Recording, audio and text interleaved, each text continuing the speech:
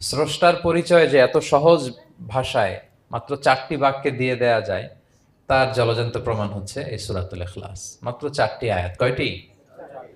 4টি আয়াত দিয়ে আল্লাহ তাআলা স্রষ্টার পরিচয় খুবই চমৎকার ভাবে প্রিসাইজলি তিনি তুলে ধরেছেন। কোরআনের অনেক জায়গায় আল্লাহ তাআলা নিজের পরিচয় দিয়েছেন। যেমন সূরা বাকারার 255 নম্বর আয়াতে, মানে আয়াতুল কুরসির মধ্যে আল্লাহ তাআলা নিজের পরিচয় তুলে ধরেছেন। একটি আয়াত, 9টি বাক্য বিশিষ্ট একটি আয়াত, সেখানে আল্লাহ তাআলার পরিচয় খুব চমৎকার ভাবে পাওয়া যায়। আয়াতুল কুরসি, এটা আপনাদের মুখস্থ আছে না আয়াতুল কুরসি?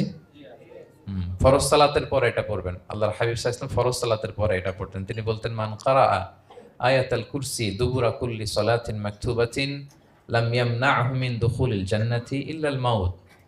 ফরজ সালাতের পরে যে আয়াতুল কুরসি তেলাওয়াত করবে, তার জান্নাতে যাওয়ার ক্ষেত্রে আর কোনো বাধা থাকে না, মৃত্যু ছাড়া।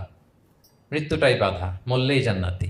আয়াতুল কুরসির ভেতরে আল্লাহ তাআলা ওনার পরিচয় তুলে ধরেছেন খুবই সংক্ষিপ্তভাবে, এক আয়াতে আল্লাহর পরিচয়।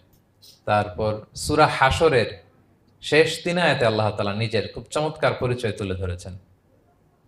তারপরে এই সূরা ইখলাসের মধ্যে আল্লাহ তাআলা আরো সংক্ষিপ্ত পরিসরে, ভেরি প্রিসাইজলি, মাত্র ছোট্ট ছোট্ট 4টা আয়াতে নিজের পরিচয় তুলে ধরেছেন।